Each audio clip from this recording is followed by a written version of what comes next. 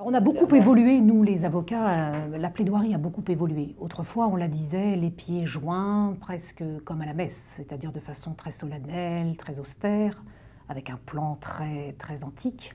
Je ne crois pas que ce type d'éloquence aujourd'hui passe encore bien. La parole judiciaire change, la parole médiatique change, la parole aussi dans l'entreprise change.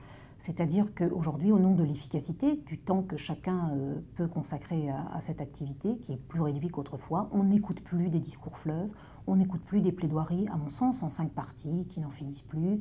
C'est fini, c'est un temps révolu. Je pense qu'au contraire, la modernité, c'est de savoir dire en peu de mots, avec son corps, sa pensée, son regard, sa voix, ses mains, son corps, ce qu'il y a à l'intérieur que l'on veut communiquer à l'autre. Et ça, c'est très important.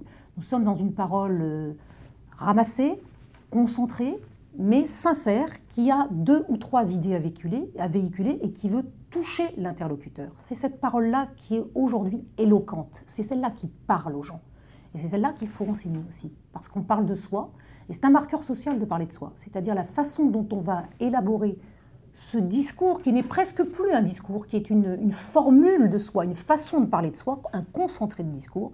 Eh bien, cette façon de l'apprendre, de se connaître et d'en parler, c'est tout l'objet, à mon sens, de l'oralité. Je ne parle plus d'art oratoire, je parle d'oralité.